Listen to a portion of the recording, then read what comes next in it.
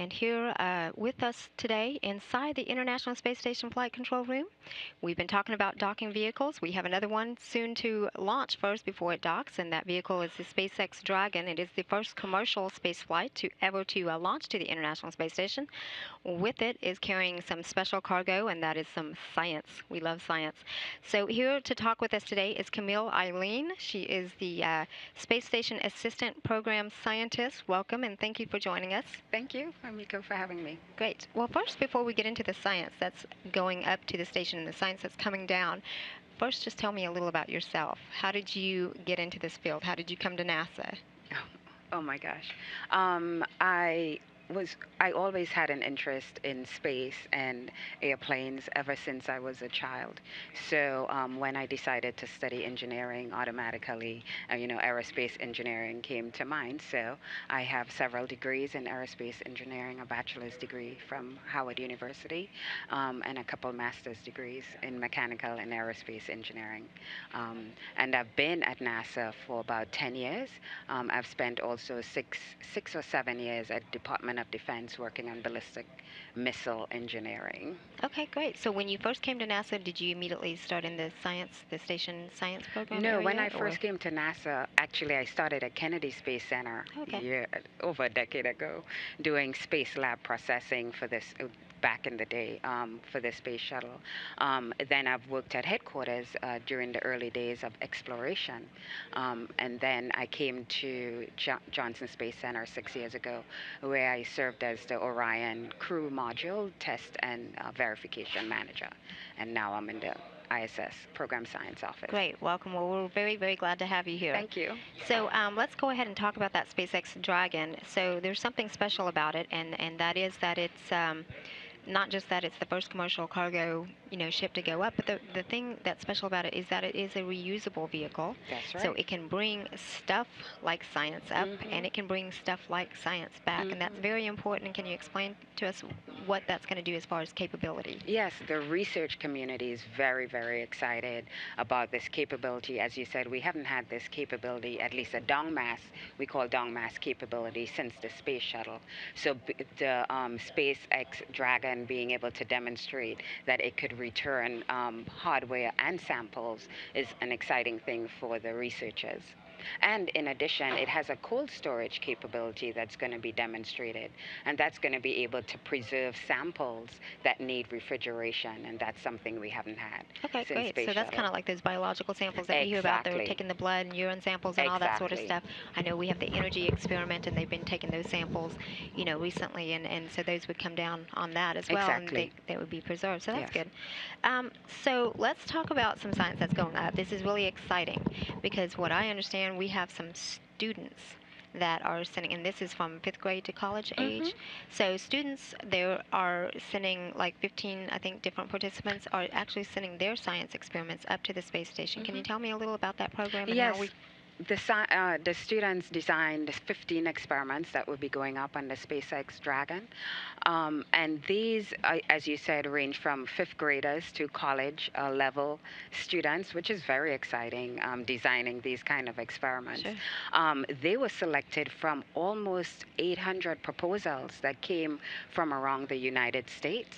And so it's a part of the NanoRacks module that will be flying up to the space station, and that's a multi-purpose research facility that's on board the space station that's going to house these experiments. And the experiments range from looking at the effect... I actually have a list here. We can look at some of these because they're very interesting, and I guess you would get a wide range from 5th grade to college, but they all sound very, just very intriguing. So we have fermentation of grape juice in microgravity. I might be interested in that one. There is composting in microgravity, radiation effects on worms, DNA study of E. coli bacteria, vitamin C effects on bone density, using cacti to purify water, which would be very essential aboard the International Space Station. That's very interesting stuff here. So, and when you think of the context of students designing these kind of experiments, it's really exciting, and it helps motivate them and inspire them in their studies of science, math, technology, and engineering. So unique opportunity. Sure, I can't even imagine any better motivation. Exactly. I mean, for me, if I were a student and I had my science was actually going up aboard the International Space Station, Definitely.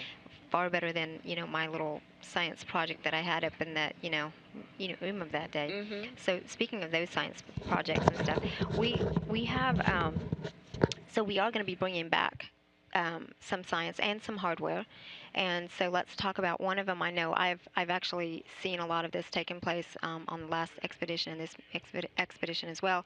It's known as shear, and it has to do with the polymer fluids, the rotation. You want to talk to me about that? Yes. SHARE stands for Shear History Extensional Rheology Experiment. It's a mouthful, but really it looks at the behavior of liquid polymers in the microgravity environment when they are subjected to stressing. So they're rotationally stressed. And so researchers are really interested in how that whole process and how the behavior of those polymers act in that environment. And that really helps them with designing fabrication and repair processes of using in situ materials on board the space station. And does it have applications here on Earth? It does, in helping to do manufacturing processes of things like liquid adhesives. Great, thanks. Well, there really is some connection, space to Earth, and Absolutely. that's very important for us.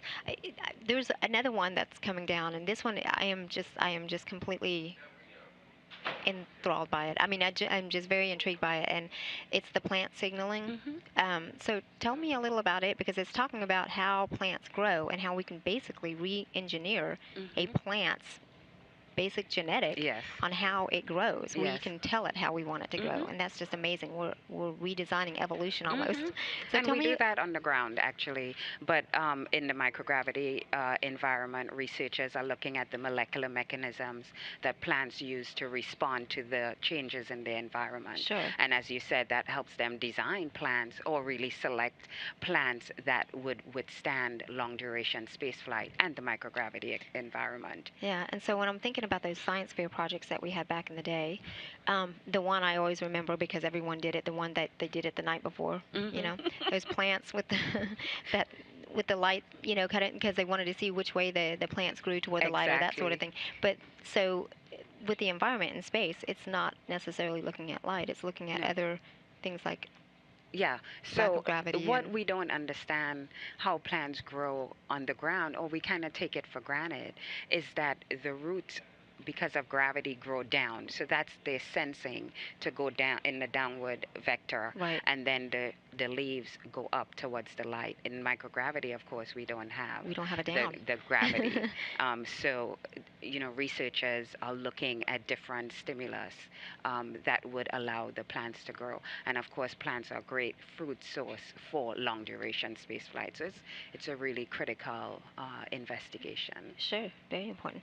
And so the Material Science Research Rack, I understand that that is a component that will be coming down along with these science experiments. Yes, that is one. The Material Science Research Rack is a facility that facilitates aluminum, metal processing on board the space station, and what they look at is melting it and then solidifying it. So those material samples are actually coming down, and researchers are excited to look at the recrystallization patterns that happen as a result of microgravity. And so that's some of the hardware and samples that will be coming back on the Dragon capsule. And what that is looking at is also, or the benefits of that particular research is to improve, to have improvements on alloy materials here on Earth. Exactly. Alloy materials being things like brass or silver. Exactly. So that's it's fascinating. It's just amazing. I'm always amazed. Sometimes we just see them out there. They're, kind of floating around, but they actually are doing work that is beneficial to us, not only to get us further into space, but also back here on Earth. Yes, that has an impact on life on Earth. Sure. And any other yes, there are some other hardware components coming back from the Combustion Integrated Rack, which is a research facility that facilitates combustion research.